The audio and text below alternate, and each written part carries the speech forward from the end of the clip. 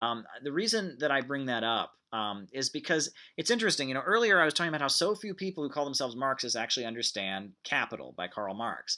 Well, so few people who call themselves Trotskyists actually understand the theory of permanent revolution, which is the basis of Trotskyism. And this is why, as much as I've studied Trotsky, I think people should study Trotsky. There's plenty to learn from Trotsky. As much as I do that, I'm not a Trotskyist, and I feel like Trotsky represents a lot of problems in the socialist movement. And the reason is because of his theory of permanent revolution, which is something surprisingly most people who study Trotsky and even people who call themselves Trotskyists don't understand. The theory of permanent revolution, which Trotsky, adopted, which Lenin rejected, and the theory of permanent revolution, as put forward by Trotsky, and he argued that the Russian Revolution proved it was correct. He argued that he agreed with Lenin's critiques of it, but yet he still believed in his theory somehow.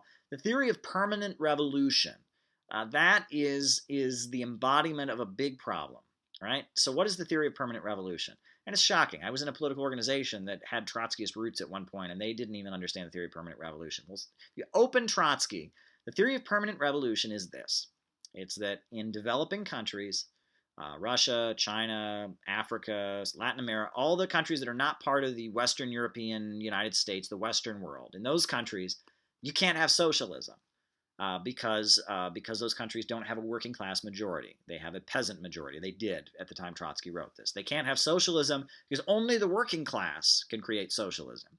So those countries, if they do have socialist revolution, if socialists take power in those developing countries, all they should do is just be temporary bases to spread communism to Western countries because there's no hope for actually building socialism in the developing world. That's the theory of permanent revolution. And that's wrong. And it's based on an element you can see in Trotsky. Trotsky had contempt for the peasantry. Trotsky was from a wealthy family in Ukraine. He experienced a huge amount of anti-Semitism and discrimination. He was educated. He was from, upper wealthy circles. He got into revolutionary politics in Russia. And he thought that the peasantry, which was the majority of Russian society, and the majority in almost every country in the world at that point, he thought the peasantry, he called it a class without a future. He said that the peasants aspire to become bourgeois. They're not capable of real solidarity. He hated the peasantry. And he thought the only hope for the world lay with the Western industrial workers, right? And Lenin explicitly disagreed with that. Lenin wrote his book Imperialism, the Highest Stage of Capitalism, where he pointed out that the working class in Western countries was being stratified, and that there were a lot of workers in Western countries who were becoming so wealthy that because of imperialism that they were identifying with their bosses, and that in the Western countries there was a divide between the workers, between the skilled workers and the unskilled workers, right? And that the unskilled workers were capable at that time of being revolutionary, but the so-called skilled workers are, that they were not, right? And that the labor aristocracy was being developed, and that the idea that the Western worker, that working class people in Britain and the United States were just going to wake up one day and seize their factories in a classic Marxist workers' revolution, that was not going to happen. Lenin realized that, and he wrote that in his book. And Lenin writes in his book Imperialism that at that point, in 1917, 1914, around the time of World War I, the revolutionary energy for socialism was going to come from the developing world. And it wasn't going to come on the basis of simply class struggle. It was going to be countries in the developing world fighting for national liberation. That's what Lenin wrote, right? That basically these countries were being kept poor by imperialism, so they were going to be motivated by nationalism and national liberation sentiments to overthrow capitalism. And that's, Lenin was correct. If you look at the 20th century, most of the socialist revolutions happened on the basis of nationalism. However, it was proletarian internationalism. In order to really make life better in their country, they had to reject, nationalism and say that, look, we stand with the people of the world and fight imperialism. So it was kind of a contradiction. But ultimately, socialism came into the world from the developing world, not from the Western world. And Trotsky very much held on to what Marx had written during his lifetime, and had this belief that the only hope was the Western workers, the German workers, the British workers, the French workers, the Americans seizing their factories. Trotsky lived in New York City for a long time, and in his autobiography, he referred to New York City as, quote, the foundry in which the fate of mankind will be forged. Trotsky was a Russian, but he loved the West. He loved the West. He thought the West was the hope. And he argued with Lenin. He and Lenin hated each other prior to 1917. He didn't join the Bolsheviks until July of 1917. And his primary disagreement was Lenin said that the Russian Revolution should create a revolutionary dictatorship of the workers and peasants. And Trotsky said, no, you have to leave the peasants out. It needs to be a dictatorship of the workers only.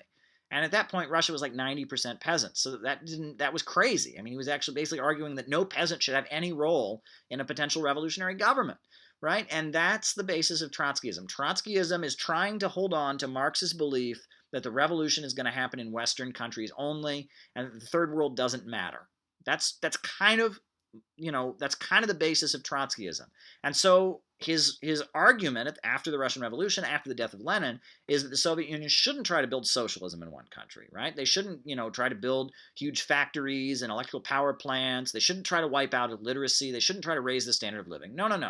Everyone in the Soviet Union, he argued, should be drafted into the military, and then they should make the Soviet Union into a permanent war state to spread communism throughout the entire world, and focusing on spreading it to the Western countries. And the peoples of the Soviet Union did not want that. And Stalin, his rise to power as a leader, was on the basis of socialism in one country, saying, look, we are going to make life better for the people in our country. We might support revolutionary struggles in other countries, but we're going to focus on socialism in one country, making life better for you.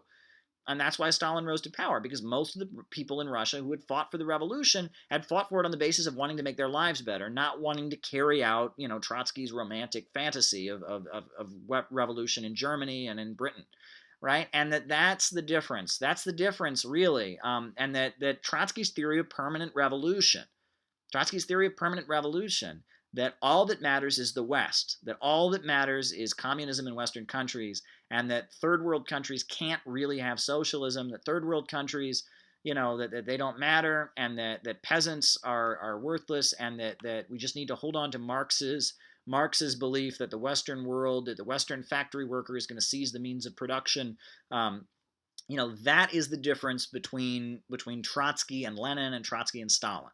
And it's worth understanding that. And that doesn't mean you should never study Trotsky. I learned a lot from Trotsky, because Trotsky in his writings, he kind of can critique the Communist International's positions in ways that people that were part of it couldn't, because they're like defending it. Whereas Trotsky, he's cynical and frustrated, so he writes about things from a different light. And you can learn a lot, but at the end of the day, and you read some of Trotsky's stuff, it's unbelievable. When France is being invaded by the Nazis, Trotsky is writing that, the French Communist Party shouldn't be leading the people to resist the Nazi invaders. It should be, plague on both your houses and turn your guns around. And it's kind of crazy, what would be the result? What was the result of the Nazi invasion? All the communists being put in prison, all the African people being suppressed, all the Jews being rounded up and put in concentration camps. Why wouldn't a Communist Party resist the Nazi invasion of France? Well, Trotsky doesn't. He thinks it's revolutionary defeatism. That's insanity. But at the same time, Trotsky was very smart. He wrote a lot of very good articles. You can learn a lot from Trotsky, but at the end, the reason why I don't look to Trotsky for a huge amount of inspiration, the reason I don't consider myself to be a Trotskyist, is because ultimately Trotsky represented a lot of what is wrong with the socialist movement up until today. There is this middle-class strata among socialists, people that are socialists not because they want to make their lives better, not because they want stability, but because they want chaos, right? They're angry at the world and they want to tear things down. And in a lot of cases, such people are capable of a lot of real passion.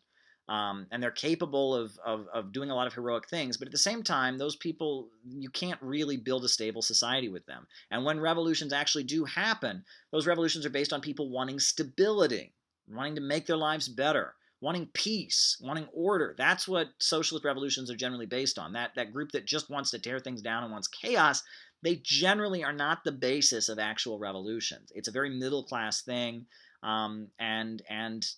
Such people, and fascinatingly, the Bolsheviks were made up of middle-class people who wanted chaos, but Lenin had the brilliance of getting those people organized and getting them to develop a mass line where they offered people stability. It's kind of fascinating if you read about it. But I wrote an essay where I talked about two psychologies or two souls within socialism, of those who want order and those who want chaos, those who want to make people's lives better, those who want the whole world to burn down as revenge for injustice.